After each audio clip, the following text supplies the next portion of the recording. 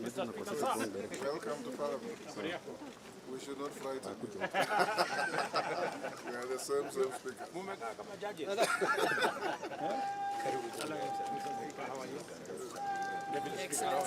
Very well, thank you, sir.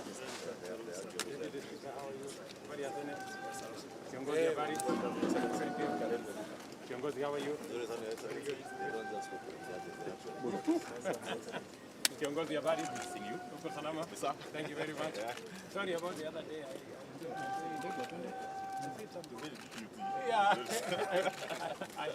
I went minority. How are you? Boni, habari yako? Uko salama?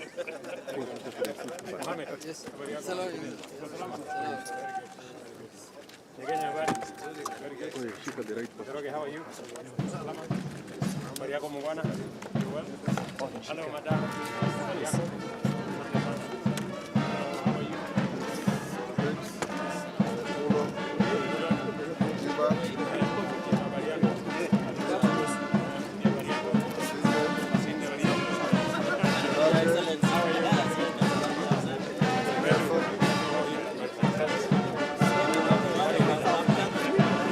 We have expanded digital provision of public services to encompass 13,000 services to date, and it is my commitment to ensure full digitization by the end of next month. Our decision to enhance efficiency and integrity in the provision of government services has gone a long way to improve revenue collection. Working with the private sector, we launched the local assembly of affordable smartphones last week in Athi River. Digitization and automation enhance service delivery and citizen satisfaction, and also assures greater accuracy, transparency, and accountability, and reduces opportunity for corruption in the course of transacting with government ministries, departments, and agencies.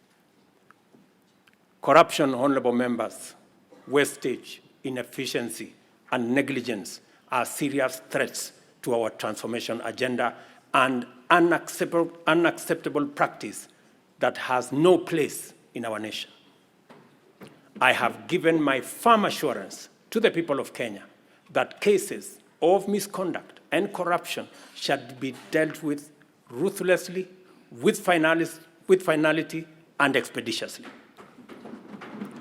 I ask this honorable House to finalize the Assets Declaration and Conflict of Interest Bill to further tighten our anti-corruption policy framework and eliminate space for those who want to steal our money. Thank you very much, honorable members. I arise before this distinguished assembly of the democratically elected representatives of the people of Kenya to discharge my constitutional function under Article 132(1)(c).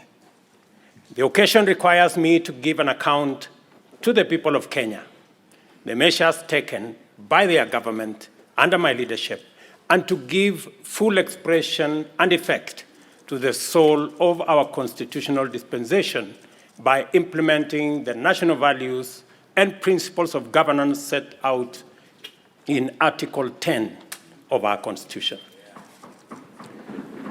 I have a substantial report to give on the progress made in fulfilling this solemn covenant, and that the journey of transforming Kenya for the benefit of present and future generations is fully underway.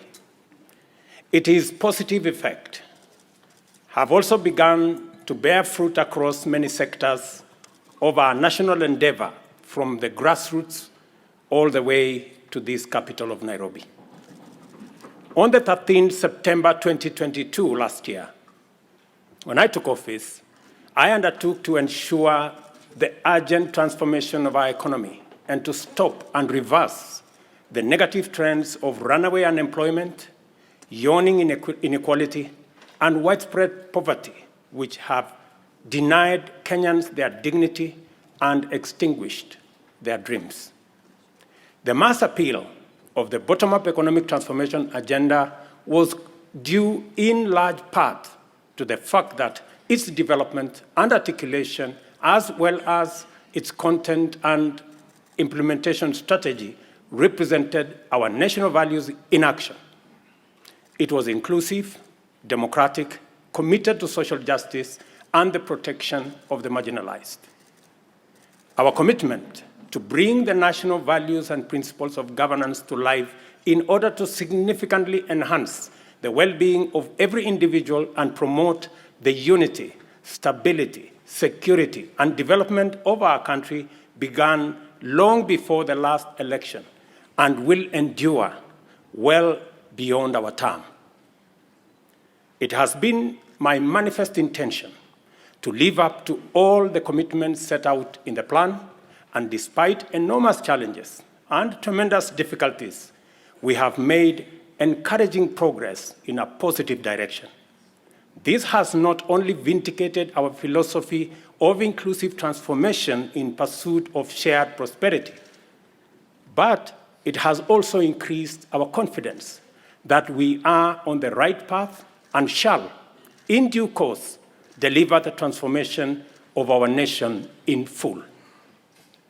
It is important for us to point out that we began the implementation of our mandate to transform Kenya's economy from the bottom up under extreme difficult circumstances, not to excuse failure or to justify inability or omission to do the necessary work. Not at all. Rather, we do it to emphasize the significance of our progress, underscore the possibility of transformation under daunting conditions, and express well-founded confidence that when sufficient progress is made, we shall do much more and go much further in delivering the Kenya we want for our generations and also for posterity.